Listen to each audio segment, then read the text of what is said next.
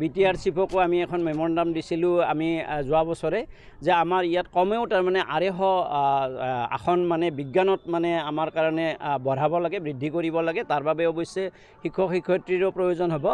আৰু এই বিষয়টো তেখেতসকলে বিবেচনা কৰিম বুলি কৈছে যে ইমান ডাঙৰ অঞ্চলটোত য'ত আমাৰ বিদ্যালয়তে 300 মানে আমাৰ ফৰ্ম পৰি যায় মানে এডমিশ্যনৰ কাৰণে এপ্লিকেশ্যন পৰি যায় তাৰ পৰা আমি মাত্ৰ 65টা দিব পাৰোঁ আমি আশা ৰাখিছোঁ যাতে অহা বছৰ আমি 250 দিব পাৰোঁ আৰু এই আপোনালোকৰ মাধ্যমেৰে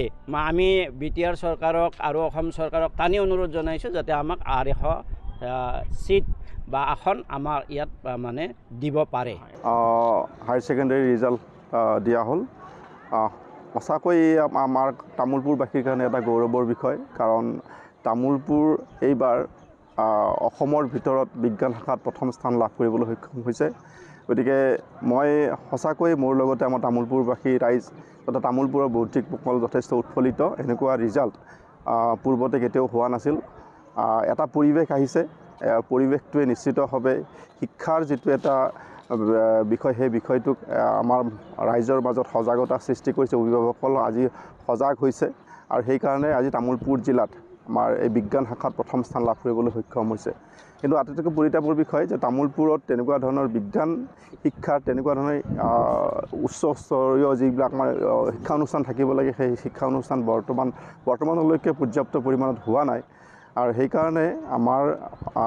আগন্তুক দিনত আমাৰ শিক্ষা বিভাগৰ মাননীয় মন্ত্ৰী আমাৰ মাননীয় ৰণোজ পেগু ডাঙৰীয়াক অনুৰোধ কৰিম যে এই ক্ষেত্ৰত বিশেষ ব্যৱস্থা লয় তাৰোপৰি আমাৰ BTR চৰকাৰ গঠন হোৱাৰ পিছত আমাৰ BTR অঞ্চলৰ যি শিক্ষাৰ পৰিৱেশ সেই শিক্ষাৰ পৰিৱেশ যথেষ্ট উন্নত হৈছে যোৱাবালি যেতিয়া আমাৰ মেট্ৰিকৰ ৰিজাল্ট দিয়া হ'ল চিৰাং জিলা অসমৰ ভিতৰত প্ৰথম স্থান লাভ কৰিবলৈ সক্ষম হ'ল এইবেলি হায়াৰ ছেকেণ্ডাৰী ৰিজাল্টত তামোলপুৰ জিলা আমাৰ বিজ্ঞান শাখাত প্ৰথম স্থান লাভ কৰিবলৈ সক্ষম হ'ল আৰু আৰ্টছত বাক্সা জিলা ভাল ৰিজাল্ট কৰিবলৈ সক্ষম হৈছে গতিকে BTR অঞ্চল শিক্ষাৰ বিভাগটোৰ ক্ষেত্ৰত BTR অঞ্চলে এক সুকীয়া স্থান দখল কৰিবলৈ সক্ষম হৈছে ই একমাত্ৰ আমাৰ BTRৰ চিফ মাননীয় প্ৰমোদ বড়ো ডাঙৰীয়াৰ নেতৃত্বত যি আমাৰ চৰকাৰ চলি আছে সেই চৰকাৰখনৰ বিশেষ কিছুমান পদক্ষেপ লোৱাৰ ক্ষেত্ৰত আজি চৰকাৰখনে শিক্ষা জগত বা শিক্ষা ক্ষেত্ৰত বিশেষভাৱে বিদ্যালয় এডপশ্যনৰ নিচিনা যি কাৰ্যক্ৰম হাতত লৈছে সেই এডপশ্যনৰ কাৰ্যক্ৰমটোৱে এক বিশেষ ভূমিকা গ্ৰহণ কৰিছে আৰু সেইকাৰণে আজি শিক্ষাৰ পৰিৱেশ আমাৰ বিদ্যালয়সমূহত সুন্দৰ হৈছে বিশেষভাৱে অত্যন্ত এটা উৎসাহজনক খবৰ সমগ্ৰ অসমৰ প্ৰেক্ষাপটত আজি তামোলপুৰৰ যি মান তামোলপুৰৰ ছাত্ৰ ছাত্ৰীয়ে ৰাখিলে তাৰ বাবে আমি পোনপ্ৰথমতে শিক্ষানুষ্ঠানৰ মুৰব্বী তথা শিক্ষাগুৰুসকললৈ ধন্যবাদ জনাইছোঁ আৰু ধন্যবাদ জনাইছোঁ সেই ছাত্ৰ ছাত্ৰী আৰু অভিভাৱিকাসকললৈ আৰু আপোনালোকে যদি চাই অবিভক্ত বাক্সা জিলাৰ ভিতৰত তামোলপুৰৰ বিজ্ঞানৰ শাখাৰ যিটো ফলাফল এই ফলাফলটো আগৰ পৰাই উন্নত আছিল এইবাৰ নতুনকৈ জিলা গঠন হোৱাৰ পিছত তামোলপুৰ জিলাৰ পৰা যি 97% নম্বৰেৰে অসমৰ ভিতৰত শ্ৰেষ্ঠ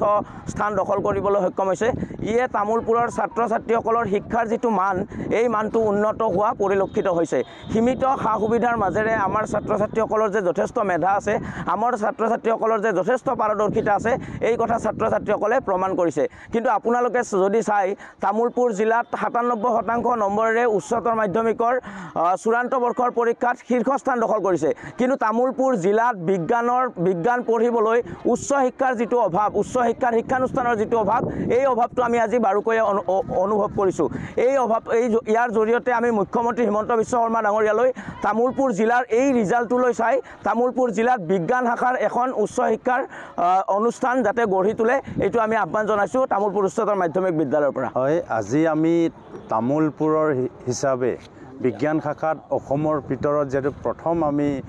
স্থান পাইছোঁ এইটো মই বিধায়ক হিচাপে বহুত সুখী আৰু উৎফুল্লিত হৈছোঁ ইয়াৰ কাৰণে আজি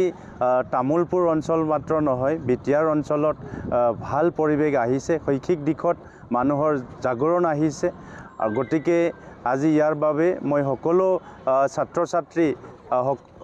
ছাত্ৰীক মই শুভেচ্ছা জনাইছোঁ আৰু সকলো অভিভাৱকক মই শুভেচ্ছা জনাইছোঁ আৰু তামোলপুৰৰ এই জয় যাত্ৰাত মই সকলো ছ'চিয়েল অৰ্গেনাইজেশ্যনসকলক ধন্যবাদ জনাইছোঁ আৰু শিক্ষাগুৰুসকলে বহুত কষ্ট কৰিছে তেওঁসকলকো মই